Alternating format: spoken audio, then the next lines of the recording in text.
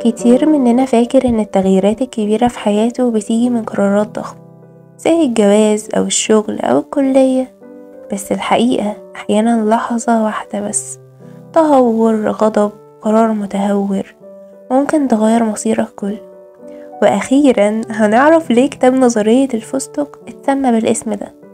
بيقول الكاتب الحكاية دي بدأت وانا مع ابني فيصل اللي يومها قرر ياخد العربية ويسوق هو، وهو اساسا ما كانش معاه رخصة.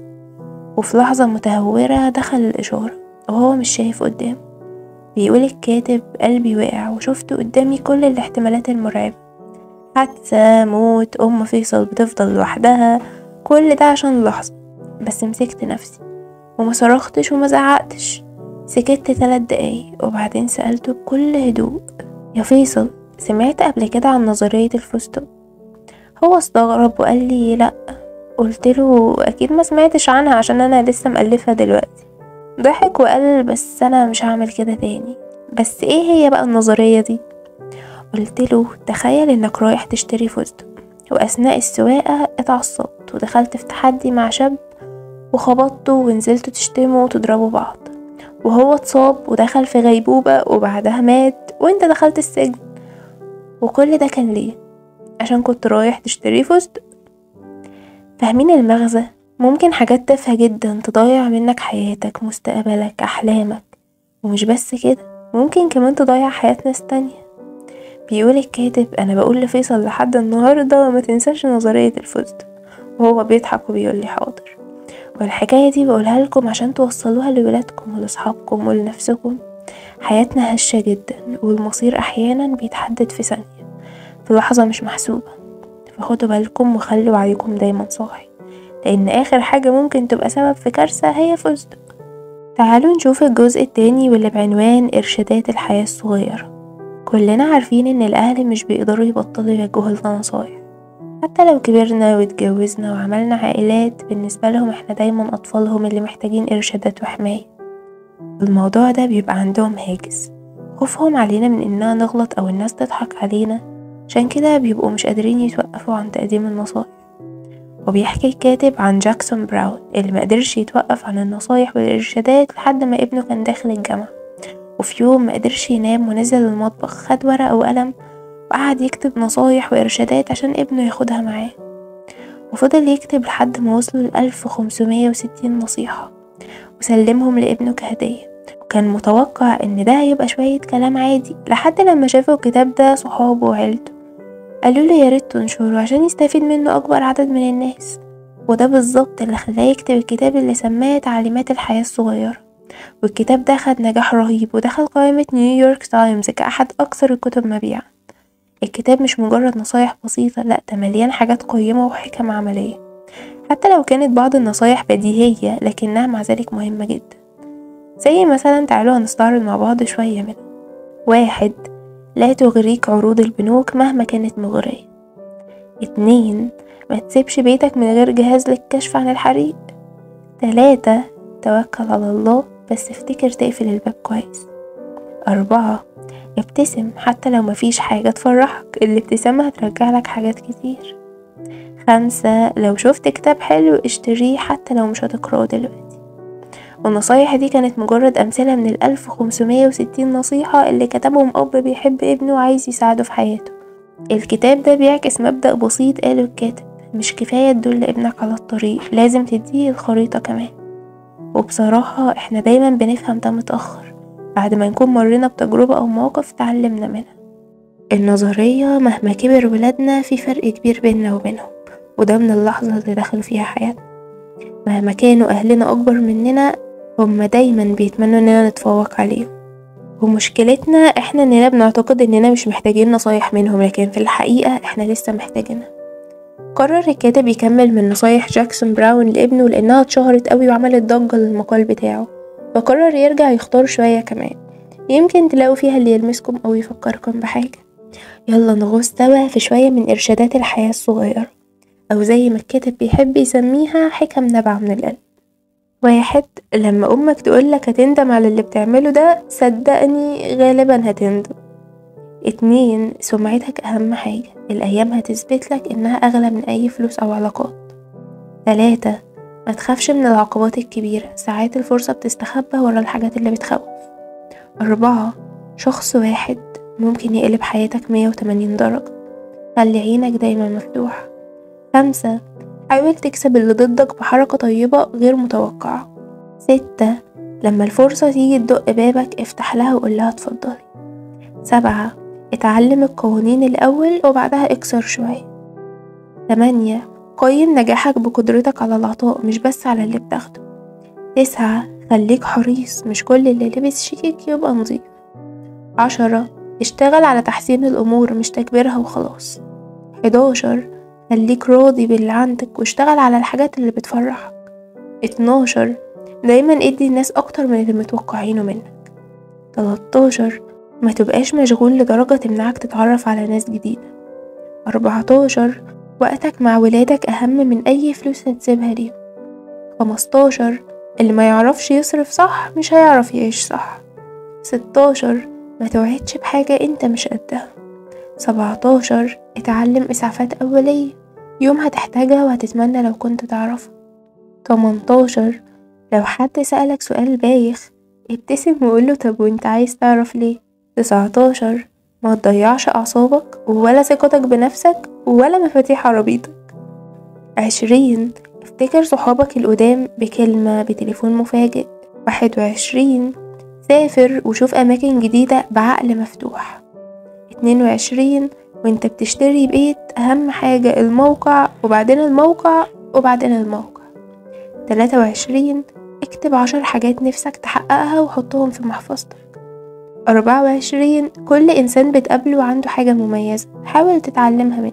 25. سجل صوت ابوك وامك وهما بيضحكوا، الذكرى دي كنز. 26. ما تتوقعش ولادك يسمعوا كلامك بس استمر انك تقول. 27. وفر 10% من دخلك. 28. كل ما تتعلم اكتر هتشيل عنك عبء اكتر، وفاقد الشيء ساعات بيكون احن وقصدك حد يديه لغيره، خصوصا لما يبقى اب او ام. ستيفن كوفي اكيد سمعت عنه قبل كده، الراجل اللي كتب العادات السبع للناس الاكثر فعالية، واللي الكتاب بتاعه بقى مرجع لاي حد عايز يطور من نفسه ويعيش حياته بطريقة صح. كتب كمان عن الشيء الاول اولا والقيادة والعادات السبع للأسر وكتب تانية كتير كلها ماشية على نفس الخط، تطوير الذات وان البني ادم يعيش بوعي. بيقول الكاتب بس اللي لفت نظري مش الكتب، لا، كانت مجموعة جمل كده قالها وكل جملة كانت بتنتهي بعبارة واحدة: على اي حال. تخيل، يعني راجل كان عارف ان الدنيا مش وردي وان الناس مش دايما بتقدر وانك مهما عملت خير ممكن يتفهم غلط او يترد عليك بشكل مش متوقع، ومع ذلك كان بيقولك اعمل الصح على اي حال. زي مثلا لو عملت خير ممكن الناس تتهمك انك وراك مصلحة، اعمل الخير على اي حال. لو كنت صريح ممكن تبقى مكروه، خليك صريح على اي حال. لو جبت فكرة عظيمة ممكن يتريق عليك ناس تافهة، احلم بالافكار الكبيرة على اي حال. هتحب الناس وهما مش دايما هيكونوا منصفين، حبهم على اي حال. هتنجح وهتلاقي حواليك منافقين واعداء، انجح على اي حال. ممكن تبني حاجة في سنين وتتهد في لحظة، ابنيها على اي حال. المغزى انك ما تستناش الظروف تبقى مثالية عشان تعمل الصح. الصح بيتعمل كده لانك عايز تعمله، مش لان الناس تستحق او مش تستحق. وبما ان كوفي وقف عند على اي حال، حب الكاتب انه يكمل معاه بنفس تاني: الناس ممكن تظلمك او تسيء فهمك بس ما تبعدش عنهم على اي حال. ممكن تفشل في تحقيق كل احلامك بس كمل وحاول تاني على اي حال. ممكن تتأذي لمجرد انك كنت اول واحد خد خطوة بس بادر على اي حال. يمكن ما تبقاش غني في يوم من الايام بس حاول تعيش راضي وسعيد على اي حال. مش دايما افكارك هتعجب الناس بس افهمهم واستوعبهم على اي حال. حتى لو الدنيا مش عادلة حاول تضحك وتعيشها على اي حال. لو كل الناس حواليك بيكذبوا خليك انت الصادق على اي حال. لو جالك مرض او ابتلاء وانت شايف انك ما تستاهلش ده خليك متفائل على اي حال. وفي الاخر مش دايما هتاخد اللي بتحلم بيه بس كن شاكر على اي حال. الناس ممكن تبخل عليك بالمساعدة بس خليك كريم على اي حال. ناس هتعاملك بتعالي بس رد عليهم بتواضع على اي حال. لو شريك حياتك وجعك افتكر الحب اللي كان بينكم وافتكر انه بشر وكن محب على اي حال. حتى لو عيلتك مش كاملة ومليانة عك، هم أهلك فتقبلهم على أي حال. وكلنا في الآخر هنسيب الدنيا، فخلي لك أثر حلو على أي حال. النظرية باختصار عامل الناس بأصلك مش بأصلهم. ما تخليش خوفك من رد الفعل يمنعك من الفعل الصح. وافتكر دايما في حاجات ما ينفعش تستناها من الناس، لازم تكون نابعة منك، لأنك انت كده على أي حال. النقطة اللي هنتكلم عليها بعد كده وهي بعنوان خد بالك من المغالطات دي، لأنها بتتقال كل يوم وانت مش واخد بالك. وكل نقاش في نوع من الكلام ممكن يخليك تحس انك مش مرتاح، مش لأنك غلط، لكن لأن الطرف التاني مش بيتكلم بمنطق، بيقع في مغالطات وانت كمان ممكن تكون بتقع فيها من غير ما تاخد بالك. خليني أقولك على شوية مغالطات منتشرة حوالينا لدرجة إننا بقينا نشوفها ونعديها كأنها كلام عادي. أول واحدة مغالطة كل الناس بتعمل كده، زي لما تلاقي واحد ركن عربيته وقافلة عليك، ولما تيجي تقوله يرد بمنتهى الثقة يا عم كل العربيات قافلة على بعض. دي مغالطة بتبرر الغلط بحجة إن الكل بيعمل كده، ودي كارثة منطقية بنشوفها كل يوم. رقم 2 مغالطة قصة واحدة بتساوي قاعدة عامة. واحد يجي مثلا يقولك أنا عارف ممرضة اشتغلت مع راجل وحصلت مصيبة 1 2 3 عشان كده الاختلاط غلط. طب وإيه أخبار آلاف الممرضات المحترمة اللي عمرهم ما عملوا حاجة غلط؟ المثال الواحد ما ينفعش نبني عليه قانون، ما ينفعش نبني قاعدة عامة الناس كلها تمشي عليها بناء على موقف فردي حصل مع حد واحد.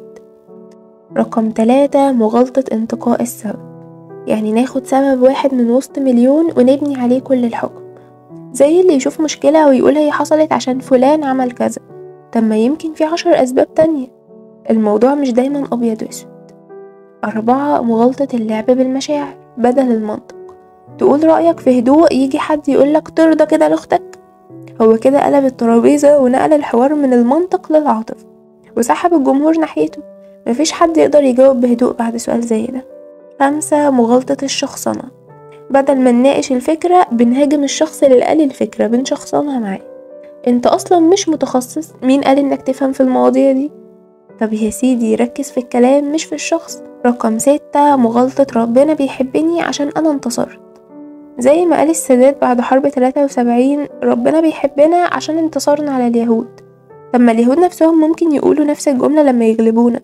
ربنا ما بيصطفيش طرف في الحرب بس عشان كسب الجولة. والقايمة طويلة. المغالطات دي مش بس بتخلي شكلنا مش منطقي قدام الناس، دي بتقفل الباب عن أي نقاش حقيقي، بتحرمنا من إننا نسمع ونفهم ونتعلم حاجة جديدة. النظرية مش كل اللي بيقوله الناس صح حتى لو قالوه بصوت عالي. النقاش مش معركة، ده فرصة بنفهم بيها بعض. واعرف دايما إن أسوأ المغالطات هي اللي بتتقال بثقة وبأمثلة حقيقية، بس في قضايا ملهاش علاقة أصلا بالموضوع. النقطة الأخيرة اللي هنتكلم عنها بعنوان لا تستشهد بالأكثرية أو بالأقدمية. في حاجة كده لازم نكون واخدين بالنا منها، خصوصا واحنا داخلين أي نقاش. أغلب الناس لما بيتكلموا مش بيدوروا على الحقيقة نفسها، لا دول بيدوروا على تأكيد فكرتهم هم عن الحقيقة، وده فرق كبير جدا. يعني بدل ما نحاول نكتشف ايه هو الصح، بنقعد ندور على أي حاجة تقول إننا احنا اللي صح، وده للأسف بيخلينا نقع في فخ المغالطات من غير ما نحس. أكتر مغالطة بنقابلها الاستشهاد برأي الأغلبية، اللي هو يعني كل الناس غلط وانت بس اللي بتفهم. طب ما هو معظم الناس كانوا فاكرين من 500 سنة ان الأرض مسطحة، وكانوا مصدقين ان الشمس بتلف حوالينا. النهاردة احنا عارفين ان الكلام ده كله غلط، فهل الكترة كانت دليل على الصح؟ لا خالص. وبص على الأنبياء، دايما كانوا أقلية وكانوا شايفين الصح، رغم ان أغلب الناس حواليهم مش فاهمين أو رافضين أصلا ان هم يسمعوا.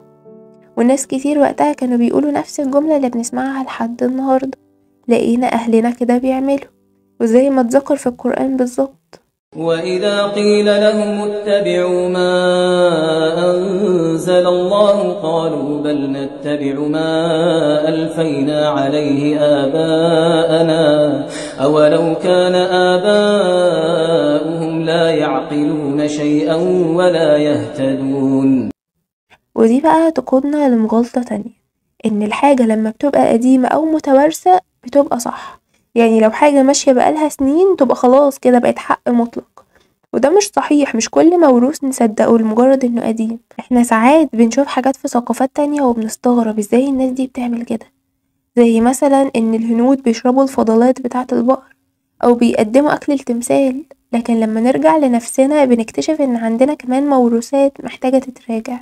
الموضوع محتاج شجاعة اننا نكسر القالب ونسأل نفسنا هو ليه، مش هو مين قال. النظرية الناس عادة ما بيدوروش على الحقيقة، بيدوروا على اللي يريحهم فكريا. كنت قرأت قبل كده لآدم جرانت مؤلف كتاب Think Again إعادة تفكير، لما قال إننا كسالى نفضل الراحة في الاقتناع على عدم الراحة في الشك. الأغلبية مش دايما على حق ومش دايما بتفكر، والموروث مش دايما دليل، أوقات بيكون مجرد عادة ماشية بالتقليد. ومرات كتير عشان توصل للحق لازم تمشي عكس الزحمة. ومن هنا ننتهي من جرعتنا الفكرية النهاردة. اسمع، فكر، اتحرك.